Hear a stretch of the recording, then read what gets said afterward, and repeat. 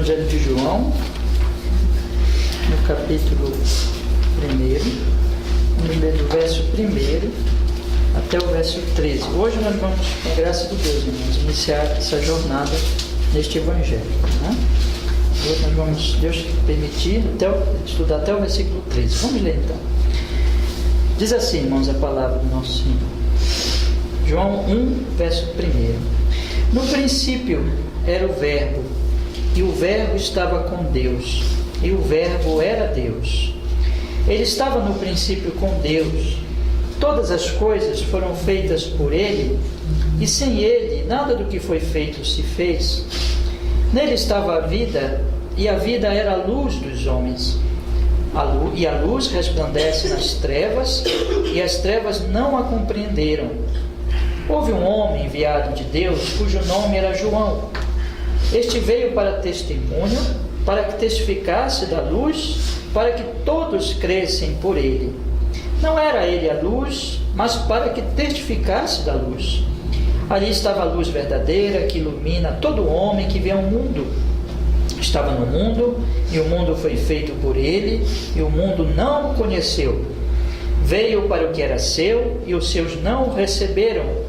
Mas a todos quantos o receberam, deu-lhes o poder de serem feitos filhos de Deus, aos que creem no seu nome, os quais não nasceram do sangue, nem da vontade da carne, nem da vontade do homem, mas de Deus. Amém. Vamos orar, irmãos. Senhor, nós estamos aqui hoje à noite para estudarmos a Tua Palavra. Nos perdoe os pecados, Senhor, e nos dê agora condições de iniciarmos essa jornada neste Evangelho tão precioso. Nos dê graça, nos dê iluminação, nos dê a Sua bênção, a Sua direção, meu Deus, para que esse texto, esse Evangelho inteiro se abra para nós e o Senhor aplique a nossa vida na medida que nós estudarmos, Senhor.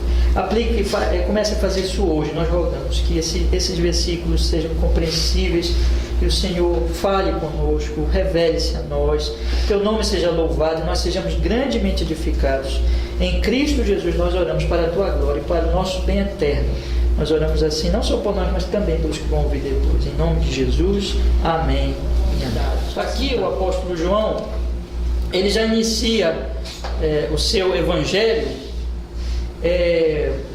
cumprindo o objetivo dele, mostrar quem é Jesus. E aqui ele aponta que Jesus é o Verbo, é a luz do mundo, é a vida e a luz do mundo. Essas três coisas ele vai mostrar aqui. Cristo é o Verbo, Cristo é a vida, Cristo é a luz. Então, com isso, ele quer já começar o seu evangelho falando da importância do propósito dele escrever esse evangelho. Como que dizendo assim, olha, Cristo é o Verbo. Isso significa que Cristo somente é a palavra de Deus. Vocês só podem conhecer a Deus em Cristo. Segundo, Cristo é vida. Vocês só podem ter vida em Cristo. Fora de Cristo vocês não têm vida. Cristo é a luz. Vocês só podem ter luz verdadeira, luz espiritual em Cristo. Fora de Cristo vocês não têm luz. Então ele vai nos chamar a atenção nesse evangelho e dizer assim, olha, vocês precisam entender que Jesus é o Verbo, Cristo é o Verbo, Cristo é a vida, Cristo é a luz, e você não pode viver sem conhecer a Deus, você não pode viver sem vida, né? Evidentemente, para que eu viva de verdade, eu tenho que conhecer, eu tenho que ter contato, experimentar a vida verdadeira, e eu também não posso viver em trevas. As trevas são mortais, as trevas levam à queda e à destruição. Então eu só encontro essas três preciosidades, três tesouros, que é a palavra de Deus, que é a vida de Deus, que é a luz de Deus, na pessoa de Jesus Cristo. Então eu tenho que procurar conhecer Jesus, olhar para Jesus, porque sem Ele não tem nada disso. Agora ele vai mostrar nesse trecho também que apesar de Jesus ser tudo isso, infelizmente, irmão, na maior loucura do universo, as pessoas mais necessitadas de Deus, mais necessitadas da vida e mais necessitadas da luz, que são os homens pecadores, e Cristo veio para dar isso a eles, eles vão rejeitar a Cristo.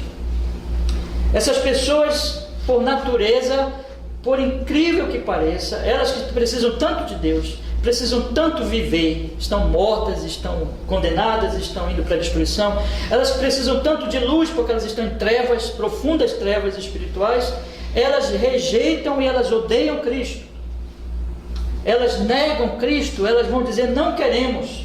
É como se chegasse uma pessoa que estivesse muito doente, sentindo dores na sua casa, e alguém chamasse o médico chegasse lá, batesse na porta dela e disse assim: eu estou aqui. Quem é o doente? Eu estou aqui, a pessoa está morrendo, eu vim aqui trazer o remédio, trazer a cura, trazer a vida.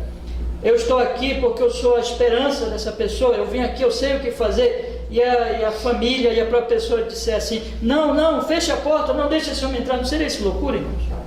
Pois é muito pior o que os homens fazem com Cristo. Então, esse trecho ele vai mostrar que Cristo é a única esperança, mas que nós, por natureza, rejeitamos a Cristo sempre. Não é de vez em quando, não. Não é de vez em quando. É sempre. Sempre o homem natural, o homem por si só, rejeitará a esperança que está em Jesus Cristo. Então, o grande ponto, irmãos, que se levanta para nós é: ai de nós se nós formos deixados como estamos por natureza. Ai de nós se nós formos deixados no nosso próprio coração, na nossa própria disposição natural, de acordo com os nossos próprios desejos e pensamentos, aspirações, vontade. Ai de nós se Deus não tiver misericórdia de nós, e se Deus não nos transformar, e se Deus não operar algo profundo no nosso coração. Ai de nós se Ele não nos der um novo coração, não operar graça na nossa mente. Se Ele não fizer isso, nada vai acontecer. Cristo pode ser pregado, o caminho está aí, não é negado para ninguém, a porta está aberta até a volta dele. Ele está dizendo: vinde a mim os que estáis cansados e sobrecarregados. Ele é a esperança e Ele não nega ninguém que vem a Ele. Todos que vierem a Ele com fé Ele vai receber, mas ninguém irá. Ninguém quer saber. Vocês lembram lá de Provérbios? Início de Provérbios, que diz que o escritor dos Provérbios ele personifica, ele torna assim a sabedoria como se fosse uma pessoa clamando nas ruas, na porta da cidade, dizendo: até quando, homens, vocês vão me rejeitar? Eu sou a sabedoria de Deus, eu sou a esperança, mas vocês me rejeitam. Até quando? É isso, irmãos, o que esse trecho, João já vai entrar assim, mostrando a tragédia humana, mostrando que Cristo é a esperança, mas mostrando que os homens por si só não querem saber de Cristo, mas que há esperança sim, graças a Deus. Graças a Deus. Ele opera uma transformação, Ele opera uma mudança na vida de quem Ele quer salvar.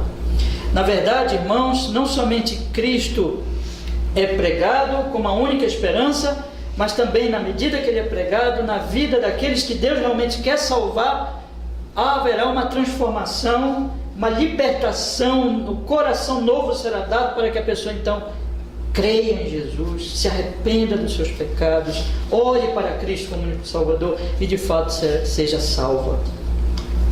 A grande questão é, irmãos, como é que está o nosso coração? Qual o estado do nosso coração? Nós que estamos aqui hoje à noite, na medida que nós fomos estudando este Evangelho, irmãos, eu quero exatamente falar disso aos irmãos, que Cristo é a única esperança para nós.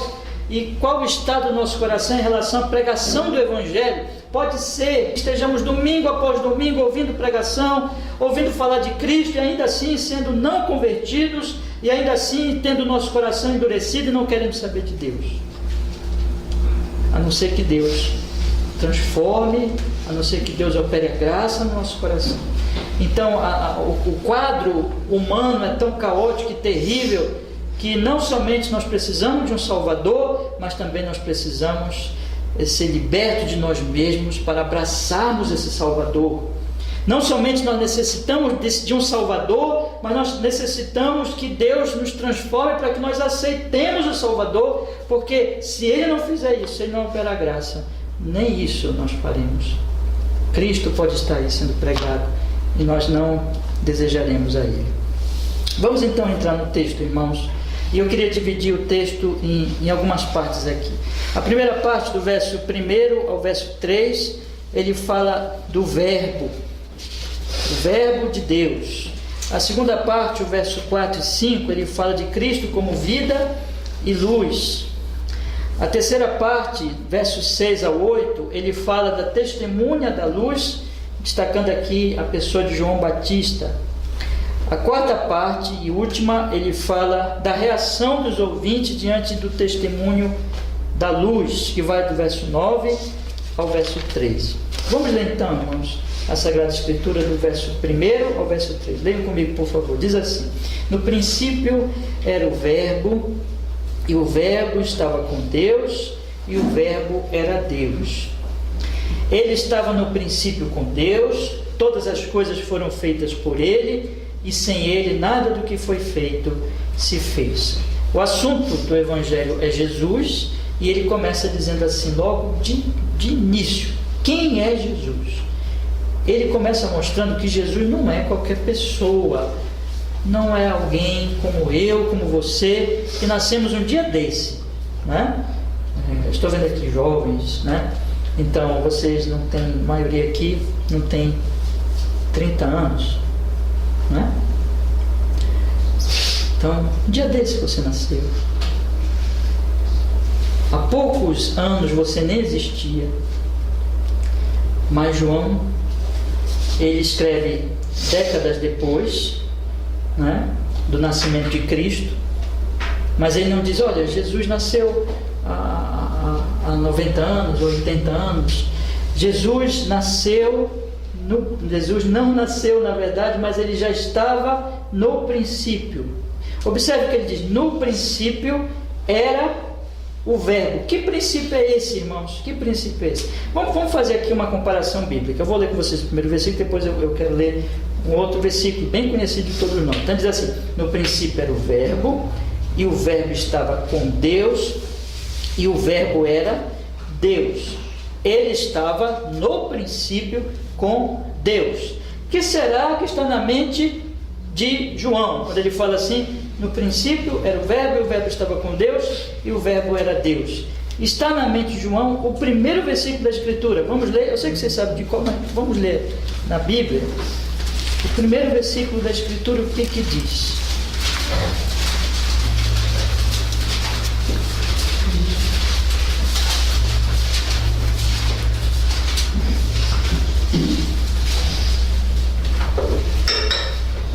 No princípio criou Deus os céus e a terra.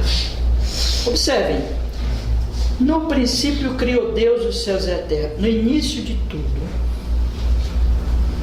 Deus criou os céus e a terra. Isso significa que antes dos céus e a terra, Deus era.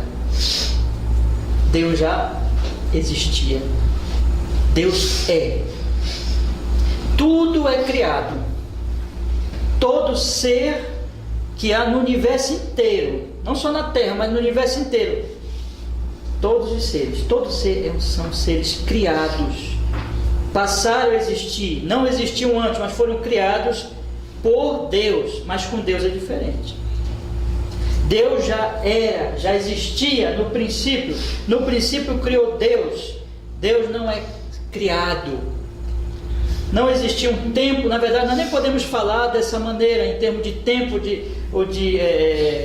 como se Deus estivesse preso no tempo, porque Ele sempre existiu fora do tempo, Ele criou o próprio tempo, Ele é. Então antes que todas as coisas existissem, Deus já existia, Deus é de fato, e Ele criou todas as coisas. Ele é o único ser não criado. Ele é o Criador. E é isso que Paulo, quando você pega Romanos capítulo 1, é essa diferença que Paulo vai fazer entre Deus e todos os outros seres, né? Ele diz, por exemplo, que aí vem a idolatria. Como a idolatria é coisa terrível e louca. Por quê? Porque vai se deixar de adorar o Criador para adorar o quê? A criatura. Então Paulo faz ali uma diferença fundamental, que eleva Deus a uma posição que nenhum outro ser tem. Ele é o Criador, só Ele ele não foi criado, ele é o Criador, ele é Deus. Então, no princípio, Deus. A Bíblia não tenta provar a existência de Deus, porque Deus não se prova a existência de Deus, porque se eu pudesse provar a existência de Deus, eu seria maior que Deus, Deus seria um objeto. Não, Deus é. Deus existe sempre, Deus é. No princípio Deus, no princípio Ele criou todas as coisas, e Ele já existia. De eternidade a eternidade, Tu és Deus. Mas o mais incrível é que João vai falar de que no princípio, vamos voltar para João, e ele está com a mente no primeiro verso da Bíblia: no princípio era o Verbo, e o Verbo estava com Deus. Ou seja, irmãos, antes que tudo existisse, antes de qualquer coisa ter sido criada, no início de tudo, quando Deus criou, esse que ele chama de Verbo já estava lá, já estava presente. E ele diz assim: no princípio era o Verbo, e o Verbo estava com Deus. Ele quer enfatizar isso muito, por isso que ele repete. Eu vou ler o versículo 1 e o 2, vocês observem que é algo que ele repete no versículo 2. Vamos ler o 1 e o 2. Ele diz assim: no princípio era o Verbo, e o Verbo estava com Deus, e o Verbo era Deus. Ele estava no princípio com Deus. Com Deus. Ele quer enfatizar que esse Verbo é diferente de todos os outros, porque ele estava com Deus, era o único que estava com Deus ali. Esse estar com Deus, irmãos, é um estar em comunhão profunda. Antes que tudo existisse, no princípio, esse Verbo já estava com ele em comunhão profunda. Antes que existisse terra, antes que existisse céus e terra, antes que existisse os seres materiais, o reino espiritual, antes que existisse todas as coisas, esse Verbo já estava em comunhão íntima com Deus. Mas ele vai mais longe, não é? Ele diz assim, ele faz 3 afirmações assim. Primeiro, no princípio era o Verbo, ele já estava lá. Segundo, o Verbo estava com Deus, ele estava presente com Deus, em comunhão com Deus. Mas aí ele afirma de forma inequívoca, né? Inclusive aqueles que negam a divindade de Cristo, a divindade do Verbo, eles ficam muito perturbados com isso aqui, porque não dá para escapar. Então veja, ele diz: no princípio era o Verbo, e o Verbo estava com Deus. E ele fala claramente, o que, irmãos? E o Verbo era Deus. Então, esse que é o assunto do Evangelho, que é Cristo, porque de quem ele está falando, afinal de contas? Vamos olhar aqui e vamos observar que ele vai falando da mesma pessoa durante todo o seu prólogo. O prólogo vai até o versículo 18. Vamos fazer um pulo aqui para o versículo 14.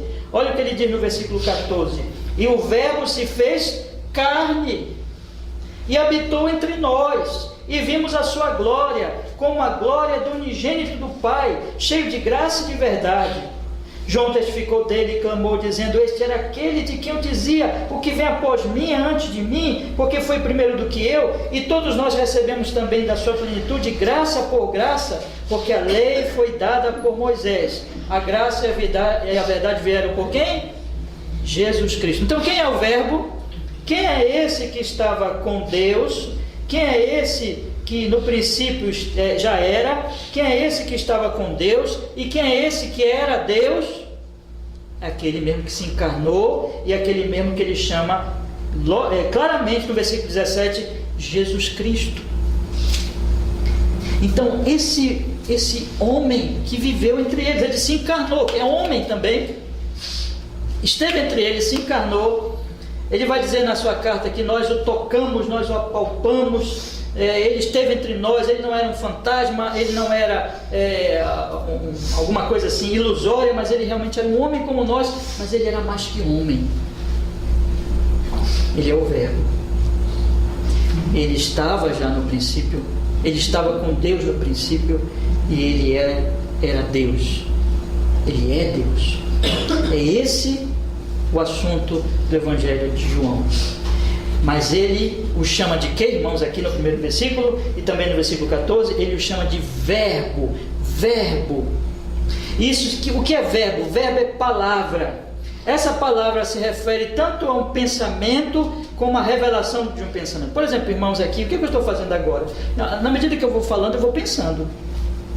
Não é? Quando você fala com os outros, quando você conversa com os outros, quando você escreve uma carta, quando você manda uma mensagem pela internet, o que você está fazendo? Você está pensando, você está na sua cabeça rapidamente. O processo é tão rápido que você nem consegue assim calcular, né?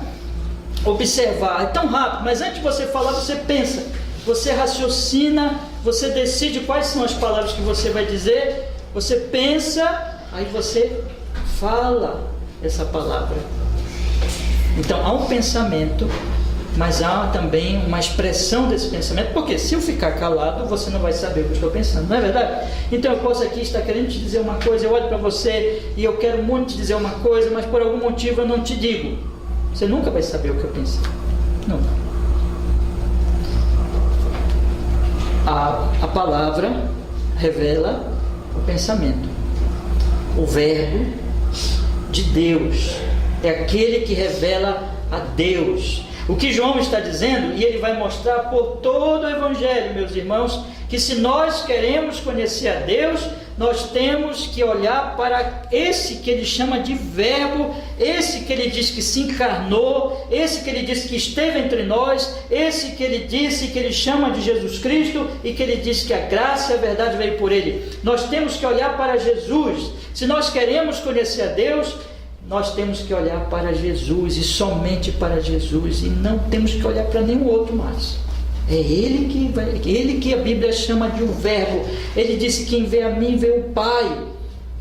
Ele disse: quem quer conhecer, quem quer ter o conhecimento de Deus, tem que olhar para Cristo. Fora de Cristo não existe conhecimento real de Deus. E aqui, meus irmãos, é a grande primeira exortação. Nós nunca poderemos conhecer a Deus e amar a Deus e ser adoradores de Deus e viver para Deus, a não ser que nós olhemos para o verbo. Ele é o verbo, ele é a palavra, e isso já está bem claro desde o Antigo Testamento. Eu citei aqui Provérbios, que diz que a sabedoria está clamando a sabedoria de Deus.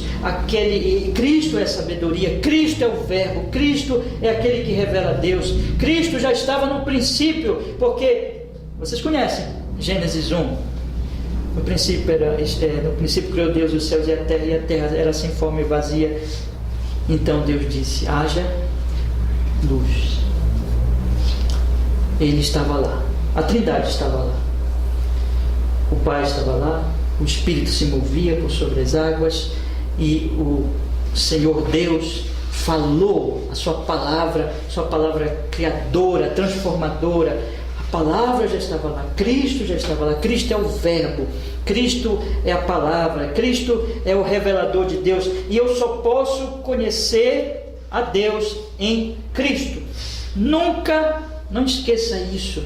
Porque, pastor, não, eu já sei disso, eu não preciso mais ouvir isso. Não se iluda. A tentação constante vai ser: olhe para outra fonte e não para a palavra.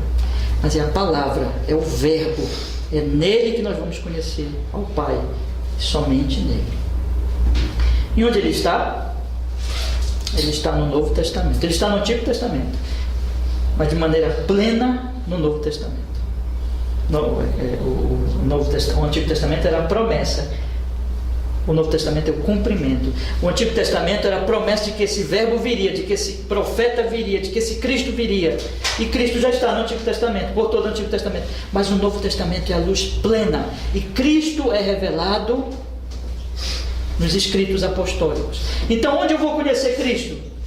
No Novo Testamento, na Bíblia inteira, mas de maneira especial nos escritos apostólicos, onde eles ali mostram, eles conviveram com Cristo, eles ouviram Cristo, eles tocaram em Cristo, Cristo se revelou a eles, e Cristo prometeu dar a eles, como nós vamos estudar no Evangelho de João, o Espírito Santo que os faria lembrar tudo, escrever com precisão a revelação a respeito dele, de Cristo. E portanto é no Novo Testamento que nós vamos conhecer esse verbo e, portanto, nós vamos conhecer a Deus. Todas as vezes, irmãos, e vocês podem olhar o que está acontecendo hoje nas igrejas, todas as vezes que as igrejas abandonam a Bíblia, que as igrejas não pregam mais a Bíblia, que as igrejas não querem mais saber do ensino apostólico, elas estão abandonando Cristo. Podem falar que amam Cristo, podem falar de Cristo, mas o Cristo que vai ser pregado não é o verbo.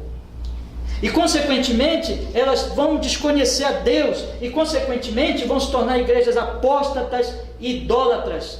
Mas a verdadeira igreja, a igreja fiel, ela se baseia no verbo, olha para o verbo, procura conhecer o verbo, e, em conhecendo o verbo, conhece a Deus, porque ele é o verbo de Deus.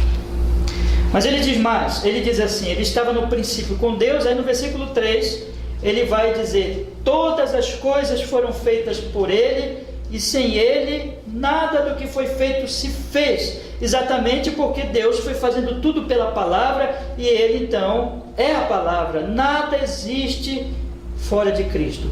Cristo é Deus, e Cristo é o Criador de todas as coisas, com a palavra que ele é de Deus, do próprio Deus. Tudo que existe foi feito por ele, e ele está aqui, na verdade, só confirmando com uma afirmação, como que dizendo assim, reafirmando de outra maneira: sem ele nada do que foi feito se fez. Ou seja, não existiria nada a não ser que esse Cristo, que esse verbo tivesse criado. Deus cria as coisas por sua palavra, por seu verbo. Então, no versículo 4, meus irmãos, vem o próximo ponto, quando ele diz assim: nele estava a vida, e a vida era a luz dos homens. Versículo 5: e a luz resplandece nas trevas, e as trevas não a compreenderam. Agora ele avança dizendo assim: esse que é o verbo é também a vida. É evidente. Ele tinha acabado de dizer que todas as coisas foram feitas por ele, e sem ele nada do que foi feito se fez. Ele é a palavra criadora de Deus, ele é a verdade, ele é a vida. Sem ele não há vida verdadeira. Nele estava a vida, e a vida era a luz dos homens. Ele está dizendo aqui, meus irmãos, podemos entender aqui, o foco é espiritual, mas nós podemos entender também que é vida em todos os sentidos. Tudo que existe, existe nele. Sem ele nada existiria. Tudo é sustentado por ele. Eu estou aqui agora vivo, falando com vocês. A minha vida física, a minha força física e a minha condição e capacidade de poder falar com vocês vem de Cristo. Estou falando fisicamente, irmãos. Nós só estamos vivos por causa dele. Ele é a palavra criadora de Deus, e ele é o sustentador da vida. Ele é a vida. Ele que nos sustenta. É ele que está sustentando você agora, neste momento. Ele é a vida em todos os sentidos. Mas aqui, o foco é a vida espiritual. Porque João vai mostrar que os homens estão mortos. Os homens estão sem vida. Os homens estão em trevas e sem vida. Eles estão longe de Deus. Deus é vida. Eles pecaram contra Deus, eles odeiam a Deus, eles estão mortos porque a fonte de vida é Deus, mas essa fonte só é dada a eles no verbo, porque o verbo é a vida. O que João está dizendo é o seguinte: você não conhece a Deus fora de Cristo, e você, consequentemente, não está vivo fora de Cristo. Nele estava a vida, sem ele não há vida. Mas ele continua, não é? Qual é a segunda coisa? Veja, ele já disse que Jesus é o verbo, ele já disse que nele estava a vida, Jesus é a vida, e o que ele vai dizer? E a vida era a luz dos homens. Há uma relação muito íntima, importante, meus irmãos, entre vida e luz. Quando nós olhamos para a Escritura Sagrada, o que a Escritura vai mostrar? A Escritura vai dizer, por exemplo, o apóstolo Paulo vai dizer em Romanos capítulo 3, o salário do pecado é a morte. A morte é o salário do pecado. Porque quando eu peco, eu me afasto de Deus, eu chamo para mim a ira de Deus, a condenação de Deus, eu me afasto da fonte da vida, portanto eu só vou ter morte. Esse é o salário, esse é o pagamento do pecado. Mas a Bíblia não diz também que o pecado é trevas? profundas trevas espirituais. É um profundo... hoje de manhã eu falei da consciência, né? A consciência obscurecida, profundamente obscurecida, atingida, meus irmãos, por uma trevas profundas, espessas trevas, de maneira que a consciência não consegue mais discernir entre a verdade e a mentira. O pecado é morte, destrói, acaba com a vida, mas ele acaba com a vida exatamente porque ele é trevas. A pessoa, ela não tem discernimento exatamente para entender o que é vida e o que é morte. Ela não tem discernimento para entender o caminho dela, para onde ela está indo. Ela não tem luz, ela está em trevas profundas. Diz a Bíblia, por exemplo, que aos homens muitos caminhos parecem bons. Há caminho que parece bom, mas no final dele é caminho o quê? De morte. O Senhor Jesus Cristo disse que existe uma porta larga e existe um caminho muito largo, e muitos entram por essa porta e muitos caminham por esse caminho largo, e o final dele é a perdição. Mas as pessoas, irmãos, estão andando nesse caminho largo de morte, de destruição, pulando, fazendo festa, rindo. Elas não se dão conta. A qualquer momento elas morrem, estarão no inferno eternamente, mas elas não se dão conta, elas não se importam com isso. Elas estão em trevas. O pecado é morte e é trevas, e exatamente essas coisas estão relacionadas. Então elas estão em trevas e por isso elas estão morrendo, elas estão mortas e morrerão eternamente, muito em breve. Mas o que a Bíblia diz, meus irmãos? A Bíblia diz assim, que Jesus, que o Verbo, nele estava a vida, e a vida era a luz dos homens. Com Cristo acontece exatamente o oposto. Como o pecado é morte, e é morte exatamente nas trevas, Cristo, de forma oposta, é vida, e é vida na luz. A vida era a luz dos homens. Como é que Cristo nos salva? Como é que Cristo nos transmite a vida? É sendo luz para nós. Irmãos, não existe vida sem luz. A pessoa não vai ter a vida de Cristo nas trevas do pecado. A pessoa não terá a vida de Cristo se ela permanece nas trevas espirituais do pecado. Por quê? O que significa permanecer nas trevas espirituais do pecado? Significa que ela não compreende a Cristo, que ela não aceita Cristo, que ela não admite a revelação de Cristo. O pecado obscureceu tanto o raciocínio, a mente, a compreensão dela, ela está em trevas, então ela não aceita Cristo como vida. Mas quando Cristo se torna vida para uma pessoa, isso necessariamente, não dá para separar as coisas, a vida está relacionada à luz. Quando a pessoa realmente aceita Cristo como a sua vida, abraça Cristo, crê em Cristo, é porque ela foi também iluminada por Cristo. Cristo é a luz, é o sol que brilha sobre ela, e ela então percebe a sua situação. É por isso que quando chegamos lá no capítulo 9 do Evangelho de João, nós vamos ver que o evangelista ele vai ilustrar isso com a cura do ex-cego, do cego de nascença. Vai dizer assim: quem foi que curou? Quem foi que deu vista àquele homem? Aquele homem era cego desde a sua nascença, nunca ninguém poderia ter feito aquilo, mas quem deu luz para ele? Cristo. Cristo deu luz para ele. E quando Cristo dá luz, Cristo também dá vida. Ele é a luz e ele é a vida. Ele não é a vida para quem não é a luz. Quando ele é a vida para alguém, é porque ele é a luz para essa pessoa. Isso significa que se a luz do Evangelho não for recebida por nós não temos vida. Mas se a luz do Evangelho for recebida, nós temos vida, porque é na luz que a vida é recebida, porque é discernida, porque é crida, porque é abraçada, exatamente porque eu tenho discernimento. Eu digo, essa é a vida. Eu vejo que esta é a vida. Eu vejo que Jesus é a única esperança, então eu abraço Cristo. Assim, a vida e a luz é Cristo, e nunca, quero enfatizar bastante isso, nunca ele é a vida sem ser a luz, nunca ele é a luz sem ser vida também. Mas aí, meus irmãos, vem algo muito triste no versículo 5. O versículo 5 ele é triste, mas ele é esclarecedor e ele mostra a graça de Deus.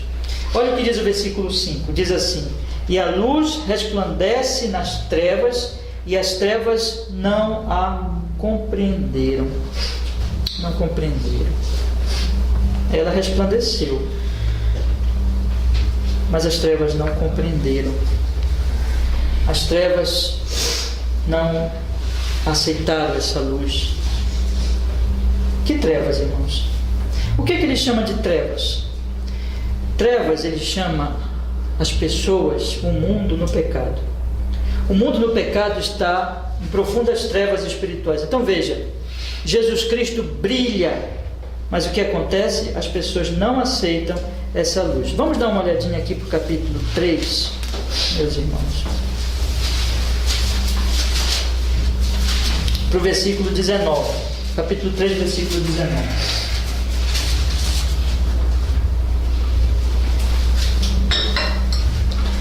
Versículo 19 do capítulo 3, olha como o Evangelho diz: e a condenação é esta, que a luz veio ao mundo e os homens amaram mais as trevas do que a luz. Vamos pensar nisso aqui, tá bom? Preste bem atenção no que ele está dizendo. A luz veio ao mundo, mas o que aconteceu quando a luz chegou no mundo? Esse mundo aqui é trevas lá. Então, se a gente puder fazer uma comparação, quando ele chama aqui, olha só, ele diz assim: e a luz resplandece nas trevas, e as trevas não a compreenderam. Que trevas é essa? É o mundo. Ele chama mundo de trevas lá no versículo 3 do capítulo 1. Versículo 5, aliás, do capítulo 1. Então veja, a luz veio ao mundo e os homens amaram, esses homens que são trevas, lá segundo o versículo 5, mas ele diz aqui: e os homens amaram mais as trevas do que a luz. É incrível isso, mas é isso que acontece o tempo todo. Observe bem, irmãos, eu quero muito enfatizar isso aqui, porque isso é uma das coisas mais surpreendentes logo no início do Evangelho, e ele vai mostrar o tempo todo, é que Jesus é a luz. De forma incontestável, Jesus é a única luz que nós temos. Sem ele nós não temos luz nenhuma, nós estamos em trevas profundas. Mas os homens não amam a luz, eles gostam da escuridão. Os homens não amam a luz, mas a escuridão. Os homens não amam a luz, mas eles amam a escuridão. Então, quando a luz brilha, o que é que eles fazem? Não quero. Aí eles correm para onde está escuro. Você sabe, é como se você estivesse andando numa rua muito escura, mas... você já andou numa rua assim, muito escura? Já? Uma vez eu já andei num blackout que teve em Belém. Um grande blackout, uma grande chuva. E já aqui no Tapajós, eu fui andando, não tinha luz nenhuma. Quando eu olhei assim, eu desci do ônibus e olhei para a rua assim no Tapajós, parecia que eu estava entrando numa caverna assim, né? E olhando bem para o chão, porque quase não tem buraco em Belém, né? Então aí a gente tem que andar com muito cuidado. E eu comecei a andar com muito cuidado porque não tinha luz. Vamos imaginar assim, o mundo é isso, o mundo é um mundo sem nenhuma luz. Mas na verdade é pior, porque tinha alguma luz, sempre tem, né? Mas o mundo é trevas plenas, profundas, mas de repente vem Jesus e ele é a luz. É como se no meu caso, é como se eu estivesse andando naquelas trevas e de repente alguém chegasse com uma lanterna para me ajudar, para me iluminar. Olha, eu vim aqui te ajudar, você está na escuridão. E então eu corresse, mas corresse muito, porque eu amo as trevas. Eu prefiro estar na escuridão. É isso que é o mundo. O mundo ama a escuridão. Meu querido que está aqui, que isso seja ouvido sempre. Se Deus não atuar na nossa vida, nós sempre vamos rejeitar Cristo, que é a luz. Vamos rejeitar a pregação sobre Cristo, que é a luz. Sempre. Nós vamos dizer, não quero. Eu quero escuridão. Em outras palavras, nós vamos dizer, eu quero ser enganado. Eu quero que mintam para mim. Eu quero que as pessoas me enganem, mas não me digam a verdade. Por favor, não me digam a verdade. Me enganem. Isso. Por que, irmãos? Por que isso acontece? Isso acontece porque, diz o versículo 18, 19, as suas obras eram más. Ele diz no versículo 20, porque todo aquele que faz o mal odeia a luz. Veja, há um ódio profundo contra a luz, e não vem para a luz para que as suas obras não sejam o quê? Reprovadas. O que a luz faz? Quando nós estamos na plena escuridão, por exemplo, não importa como é que está a minha roupa, não importa como é que está meu cabelo, não importa como é que está a minha aparência, não é? Mas a luz mostra tudo. Os homens são feios espirituais, são imundos espirituais. A aparência deles em termos espirituais é horrível, é horrorosa. A prática deles, a vida deles é horrível, é pecaminosa, é errada, é imunda, mas eles gostam dessa vida. E essa vida é encoberta nas trevas. As trevas não reprovam essa vida. Os seus amigos ímpios não reprovam essa vida, eles gostam dessa vida. Mas quando Cristo brilha, essa vida ímpia, essa vida de pecado, essa vida de imundície, essa vida que está matando a eles e que os está levando para o inferno eterno, essa vida é reprovada. Claro, porque a luz de Deus reprova o pecado. Porque a luz de Deus mostra o pecado. Então, por causa disso, é que eles odeiam a luz. Exatamente porque a luz reprova o pecado, denuncia o pecado, aponta o dedo e diz: isso é pecado, vocês precisam se arrepender. Aí, eles odeiam. Eles dizem: não digam isso para nós queremos ser enganados, nós queremos continuar nos nossos pecados. É por isso, meus irmãos, que a não ser que Deus faça um milagre na nossa vida, nós nunca vamos ouvir o Evangelho verdadeiro, nunca. Nós vamos procurar um engano, a mentira, a falsa pregação, falsos profetas, falso Evangelho. É isso que as pessoas estão correndo atrás, é por isso que eles estão lotados dos seus templos, é por isso que quem mente, quem engana, tem muitos seguidores, porque as pessoas odeiam a luz e amam as trevas, porque nas trevas os seus pecados não são reprovados. Elas podem continuar na sua vida torta, pecaminosa, imunda, e elas amam o pecado. Então elas preferem ouvir um falso evangelho, onde não há luz e onde as suas obras imundas e erradas não sejam reprovadas. Mas Cristo, quando brilha, ele reprova a luz. Então, voltando para o versículo 5, quando o evangelista ele diz assim: e a luz resplandece nas trevas, e as trevas não a compreenderam, ele está dizendo assim, não é que elas sejam muito incapazes e vamos dizer assim, que a luz não seja compreensível, não seja discernível, vamos dizer assim. Irmãos, por exemplo, você entra numa casa onde está escura, aí não tem energia elétrica, aí você procura uma vela. Aí você acha uma vela lá numa gaveta, está tudo muito escuro, aí você vai tocando até que você acha a gaveta, você abre a gaveta, aí você toca, você percebe que tocou numa vela, aí você procura a maneira de acender a vela, está tudo escuro. Aí você acende aquela vela, e é só um fiozinho, né? É só um pouquinho ali, uma chamazinha tão pequenininha. Mas todo mundo agora ali sabe que tem luz. Não dá para negar. É assim que é Cristo. Cristo não é uma vela, Cristo é o sol. Quando ele brilha, não dá para dizer que ele não brilhou. Não dá para dizer que não é luz. Mas as trevas não compreenderem quer dizer que as trevas não aceitam. É algo deliberado, é algo de vontade própria, é algo de uma negação da realidade, da verdade, do Evangelho. Elas dizem: não queremos, rejeitamos essa luz.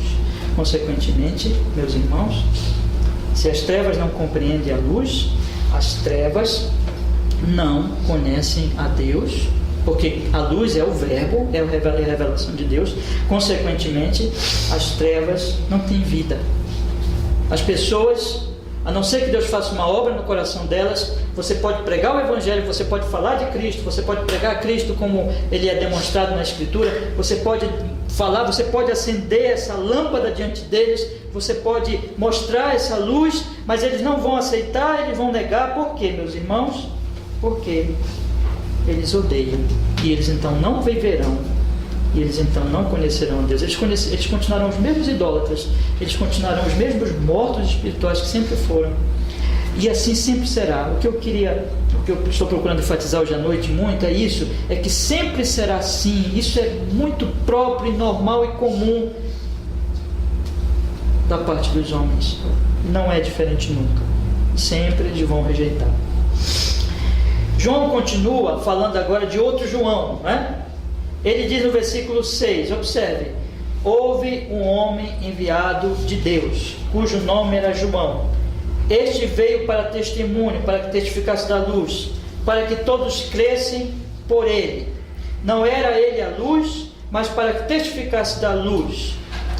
Observem que ele faz três afirmativas, na verdade ele faz três afirmativas principais sobre Cristo, e ele faz uma negação, principais aliás sobre João, e ele faz uma negação sobre João. Primeiro, ele faz três afirmativas aqui sobre João. Vamos pensar aqui, vamos olhar aqui. Versículo 6 ele diz: houve um homem enviado de Deus. Então quem foi que enviou João? Deus. Primeira afirmativa, Deus enviou João. Segundo, cujo nome era João, né? Este veio para testemunho, para que testificasse da luz. Então Deus enviou João. Segundo, Deus enviou para quê? Para que ele testificasse da luz. Terceiro, para que todos crescem por ele. Então, três afirmações aqui. Primeiro, Deus enviou João. Segundo, ele veio para dar testemunho da luz. Terceiro, para que as pessoas cresçam. Todos os profetas, João inclusive, eles vieram exatamente para isso. Eles são enviados de Deus. Eles só têm uma mensagem. Qual é a mensagem de todo o Antigo Testamento? João era o precursor de Cristo. Ele veio preparar o caminho, né? Ele veio dizer assim: está vindo aí um que é mais importante do que eu, maior do que eu. Eu não sou nada, eu só sou precursor, mas ele já existia antes de mim. Ele é a luz. Depois ele vai dizer: o que importa é que ele cresça e que eu diminua. Ele é a luz. Mas ele veio dizer: está vindo a luz. Ele veio dizer: olha, vem a luz, olhem para a luz, creiam na luz. Ele veio enviado por Deus para que testificasse sobre a luz. Terceiro, para que todos crescem por ele. Aí João deixa bem claro, o evangelista, né, que ele não era a luz, mas para que testificasse da luz. Por quê, irmãos? Porque, irmãos, as trevas espirituais são tão fortes e tão poderosas no coração dos homens, que até quem vem falar de Jesus é idolatrado pelos homens. Mas, irmãos, aqui está mais uma demonstração de como as trevas são profundas. Primeiro, quando Cristo é pregado, as pessoas amam as trevas e não a luz. Mas quando Cristo é pregado também, ele é pregado por homens usados por ele, enviados por ele, para testificar sobre ele. Mas as trevas são tão profundas que até verdadeiros profetas como João Batista, como outros homens, começam a ser idolatrados e começam a ser vistos como a própria luz. Com certeza, ou provavelmente ao menos, havia naquela época uma espécie talvez de seita de João, ou pessoas que estavam começando a idolatrar João, ou acreditavam em João e não no próprio Cristo.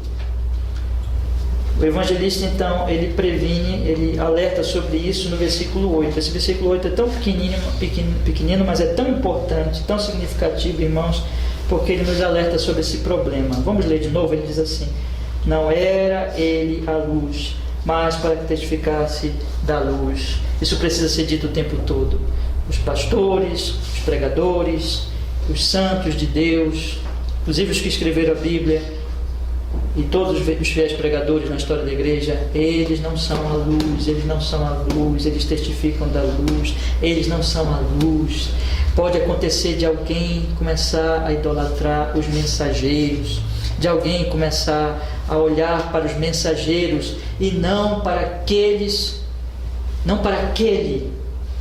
que eles pregam, que eles apontam, que eles dizem: olhem para Jesus. E depois João Batista vai dizer no Evangelho: eis o Cordeiro de Deus que tira o pecado do mundo. João Batista nunca trouxe as pessoas para si. João Batista nunca chamou para si a atenção das pessoas. Ele sempre disse: vem um mais importante do que eu. E quando esse se revelou, ele disse: olhem ele, vão a ele, creiam nele. Por isso que quando um discípulo meio que enciumado, quando chegou para João Batista dizendo: olha mestre, olha, ele está batizando mais. E aí João Batista diz: deixa, porque tem que ser assim mesmo. O que importa é que ele cresça e que eu diminua. Cristo é que é importante. Irmãos, que nenhum homem, que nenhuma denominação, que nenhuma instituição, que nada que seja humano assuma a posição que pertence unicamente ao bendito Redentor, Salvador, Verbo, vida, luz, Jesus Cristo. Só Ele, unicamente Ele é a luz do mundo. Nós temos que olhar para Ele, só para Ele. Homens são mensageiros, homens são enviados por Deus, homens nos ajudam, mas quem é a luz, quem é o Salvador é Cristo. Que tenhamos muito cuidado para nunca, de forma nenhuma, começarmos a olhar para os homens e não para Cristo, porque as trevas são tão profundas que até os mensageiros de Deus são vistos como luz. Que coisa horrível que é o coração dos homens, irmãos. Mas isso acontece muitas vezes. Então João diz: não era ele a luz, mas para que testificasse da luz.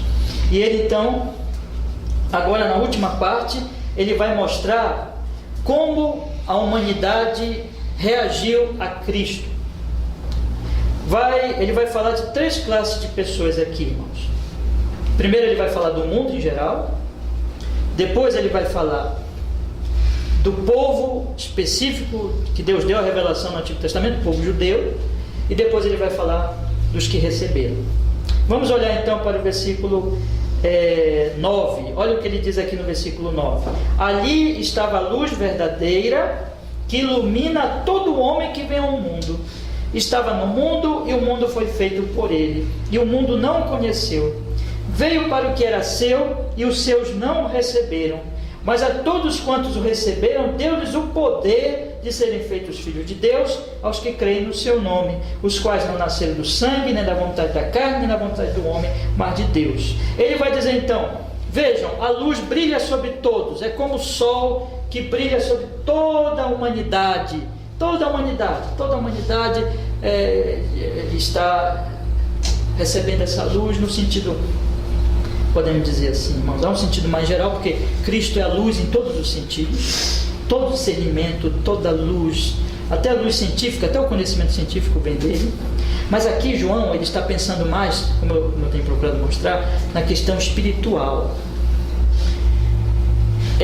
Ali estava a luz verdadeira que ilumina todo homem que vem ao mundo. Cristo está sendo mostrado a todos os homens, sem distinção de raça, sejam judeus, sejam gentios. Creio que este é o pensamento aqui de João. Ele está pensando nos 2 grupos, judeus e gentios. Todos estão ouvindo falar de Jesus. Cristo está sendo pregado a todos. Ele está falando aqui da pregação do Evangelho. A luz está brilhando sobre todos os homens, e o conhecimento de Cristo está se espalhando a todos os homens, e todos os homens estão ouvindo. Mas vejam qual é a reação deles. Primeiro ele fala do mundo em geral, versículo 10. Estava no mundo, o mundo foi feito por ele, mas o mundo não o conheceu. Ele destaca aqui, vejam, esse mundo aqui, irmãos, vocês vão ver que mundo tem muitos sentidos durante o Evangelho de João, e nós vamos discernindo pelo contexto. Aqui claramente mundo são seres humanos. Estava no mundo e o mundo foi feito por ele. O mundo dos homens foi feito por ele. Ele é o Criador, ele é o Verbo, ele é a palavra criadora de Deus. Cada pessoa do mundo foi feita por ele, foi criada por ele, é sustentada por ele. Ele veio, brilhou sobre elas, mas elas não o conheceram, elas rejeitaram. O mundo em geral rejeitou a Cristo. A grande tragédia é que elas são feitas por ele, são criadas por ele. Ele é a luz, mas elas rejeitam. Mas pior ainda aconteceu com os judeus.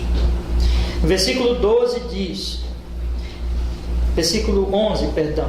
Veio para o que era seu, e os seus não o receberam. Seu em que sentido? Seu no sentido da antiga aliança. Deus tinha uma aliança com este povo lá em Israel. Deus fez uma aliança com eles. Deus os privilegiou. Dentre todos os povos, eles receberam a lei, eles receberam as alianças, as promessas. Cristo foi prometido a eles. Eles eram os guardiães da promessa. Eles tinham toda a revelação. Era assim, irmãos, vamos dizer, você não conhece uma pessoa, você nunca viu essa pessoa, aí você vai se encontrar com essa pessoa para fazer de repente um negócio, alguma coisa assim, e essa pessoa manda uma foto para você, e essa pessoa diz assim: olha, eu sou assim, está aqui. Aí quando nós vamos nos encontrar em tal lugar, eles tinham como que uma fotografia de Cristo, do Messias que viria.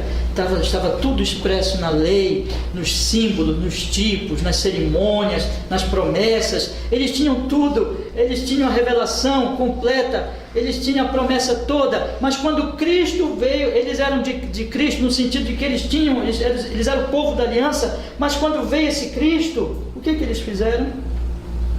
Não o receberam.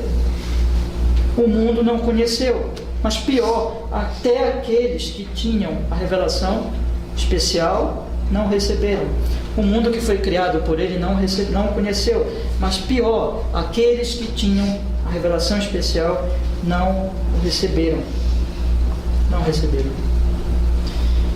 Por isso que ele diz no versículo 5: e a luz resplandece nas trevas, e as trevas não a compreenderam. A grande tragédia da humanidade é que ninguém, absolutamente ninguém, recebe a Cristo.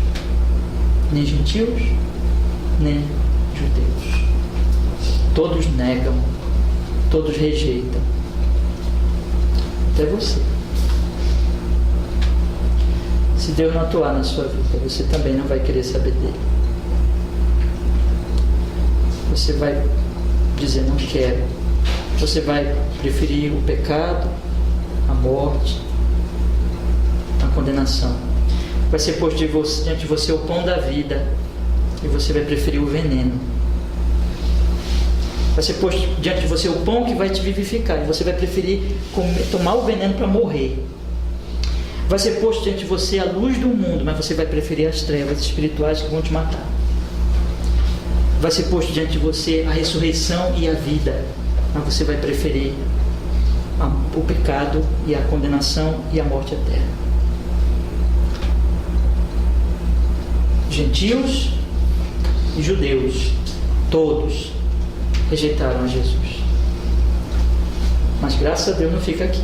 Graças a Deus. Porque no versículo 12 ele ilumina o texto. E o texto se torna esperançoso quando ele diz assim. Olha o que ele diz. Eu vou ler o 10 e o 12 para vocês pegarem o contraste aqui. Está bem forte. Ele diz assim: estava no mundo, o mundo foi feito por ele e o mundo não o conheceu. Veio para o que era seu e os seus não receberam. Mas, esse mais aqui é tão maravilhoso, irmãos. Toda vez que aparece o mais na Bíblia, é mais da esperança. Diz assim: mas a todos quantos o receberam, deu-lhes o poder de serem feitos filhos de Deus, aos que creem no seu nome.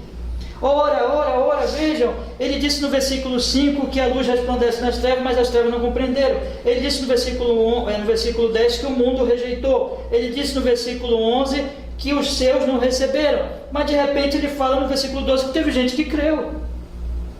Mas a todos quantos o receberam, teve gente que o recebeu, teve gente que creu. O próprio João creu, Pedro creu, Filipe creu, depois Paulo creu.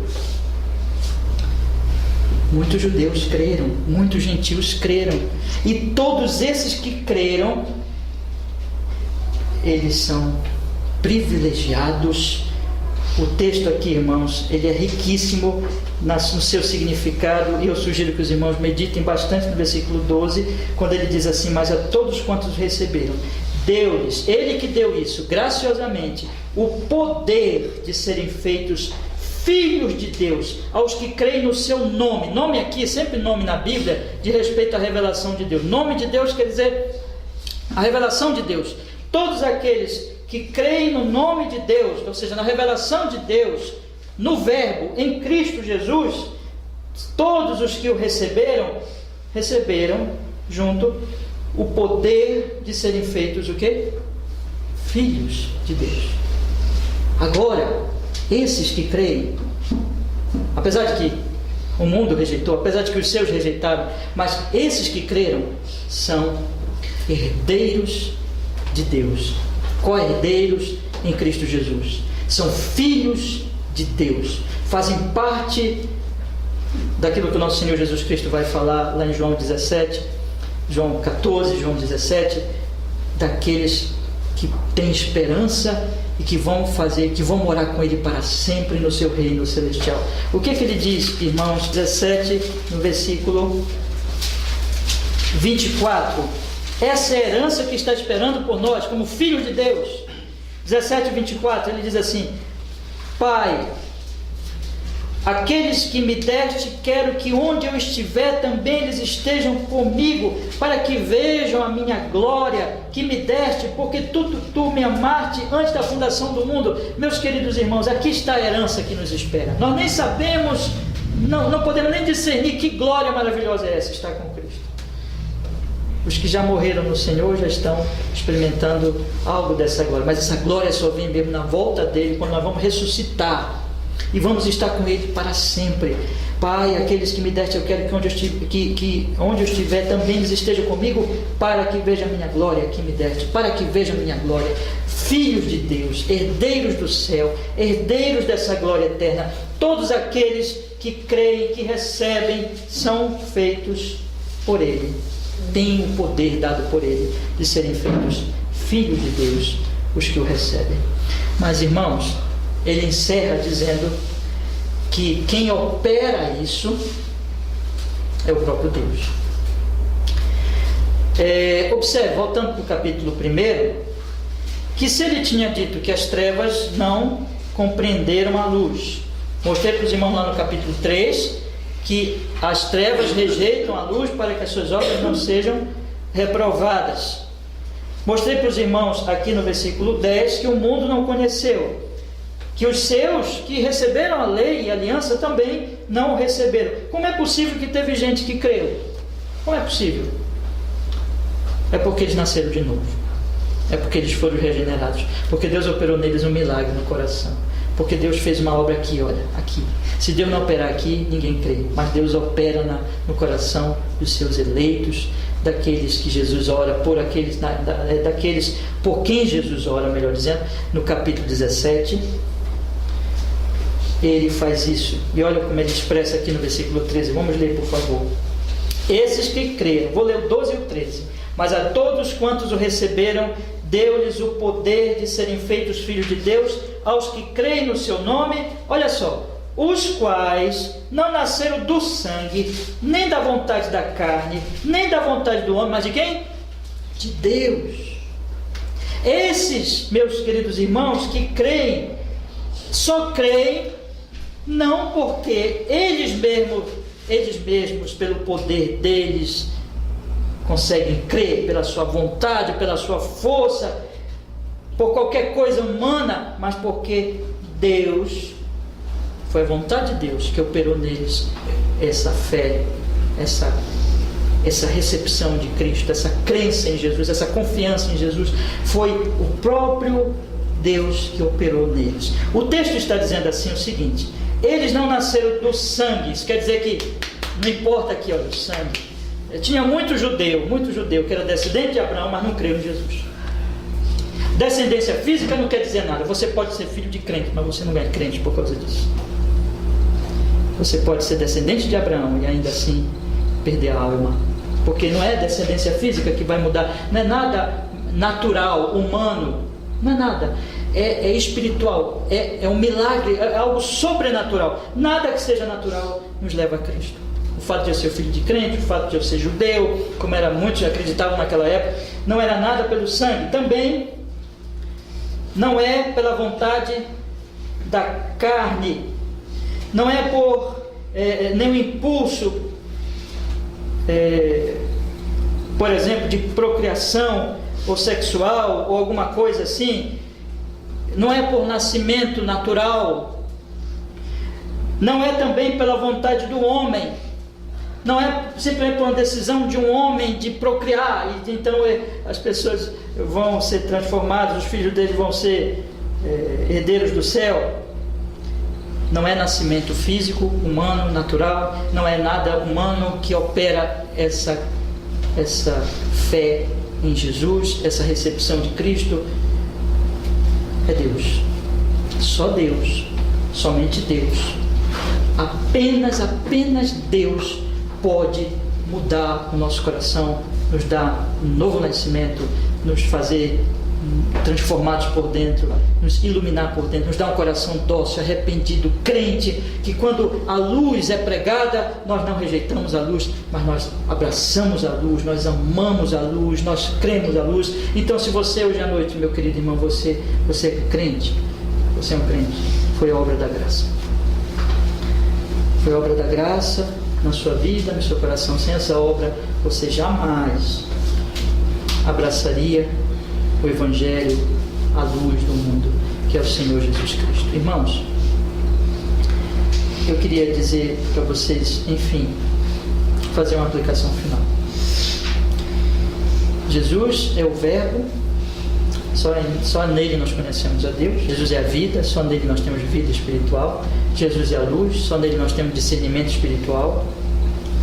Mas sem a obra no coração, nós não aceitaríamos o Verbo, a vida e a luz.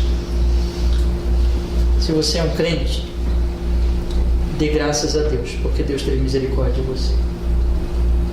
Deus operou isso em você. Não foi o homem, não foi seu pai, não foi sua mãe, não foi você mesmo, mas Deus que operou isso. Agora, se alguém tem dúvida ainda, vá àquele que é a fonte de toda a graça. Que ninguém saia daqui hoje à noite deixando para depois a grande questão: você já creu em Jesus? Você já o recebeu como Verbo, como a vida, como a luz? Você já é herdeiro do céu? Já está tudo certo entre você e Deus em Cristo? Essa é a grande questão. Olhe para Jesus. A cada domingo, irmão, nós só temos um assunto: Cristo. É só isso que pregamos aqui: Cristo. Porque Ele, só Ele, é o Verbo, é a vida, é a luz. Olhe para Jesus. O apelo de todo o Evangelho é: creia nele, confie nele, você será salvo. Amém.